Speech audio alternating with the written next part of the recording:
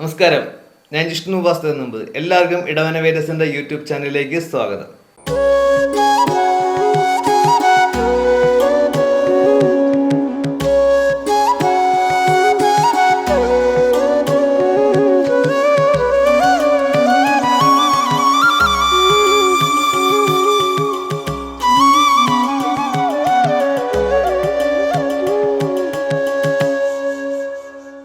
അത്തം നക്ഷത്രക്കാർ അവരുടെ ആ ഒരു ക്ഷമ മെയിൻറ്റെയിൻ ചെയ്ത് കാര്യങ്ങളെല്ലാം കൃത്യമായിട്ട് പ്ലാൻ ചെയ്താൽ വളരെ അവരുടെ ആഗ്രഹങ്ങൾക്കനുസരിച്ച് വിജയത്തിലേക്ക് എത്തുന്ന ഒരു വർഷമായിരിക്കും 2024.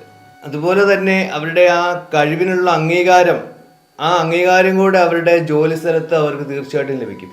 എന്ത് കാര്യം ചെയ്താലും കൃത്യമായിട്ട് പ്ലാനിങ്ങോടുകൂടി പങ്ക്ച്വാലിറ്റിയോടുകൂടി ചെയ്താൽ കരിയറിൽ നല്ല ഉയർച്ച അവർക്ക് നേടാൻ സാധിക്കും.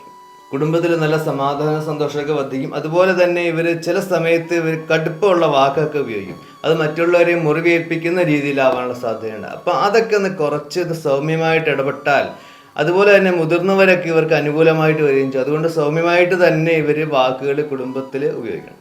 കുടുംബത്തിൽ ചെലവുകൾ തീർച്ചയായിട്ടും വരുമാനം വർദ്ധിക്കും. അതുപോലെ തന്നെ ശുഭകാര്യങ്ങൾക്കും മംഗളകാര്യങ്ങൾക്കും വേണ്ടി കൂടുതൽ ചിലവാകാനുള്ള സാധ്യതയും കൂടെയുണ്ട്.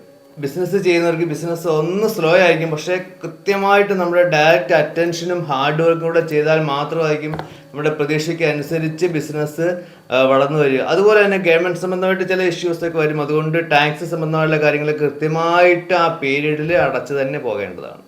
രാഷ്ട്രീയ മേഖലയിലുള്ളവർ ശ്രദ്ധിക്കേണ്ടത്, അവർക്ക് എടുത്തുചാട്ടം പാടില്ല. എല്ലാം ക്ഷമയോടുകൂടി കൃത്യമായിട്ട് നോക്കിയിരുന്ന്, ഞാൻ ആദ്യം പറഞ്ഞ പ്ലാനിങ്ങോടുകൂടി മുന്നോട്ട് പോയാൽ കൃത്യമായി നല്ല രീതിയിൽ ഉറപ്പായിട്ടും ഞാൻ ഗ്യാരണ്ടിയോടുകൂടി പറയാൻ സാധിക്കും, അവർക്ക് ഉയർച്ചയിലെത്താൻ സാധിക്കും. മീഡിയയിലുള്ളവർ, സിനിമാ രംഗത്തുള്ളവർ, അവർക്ക് ചില കാര്യങ്ങളിൽ ചില മടി സ്വഭാവങ്ങൾ ചിലത് കാണാൻ സാധിക്കും.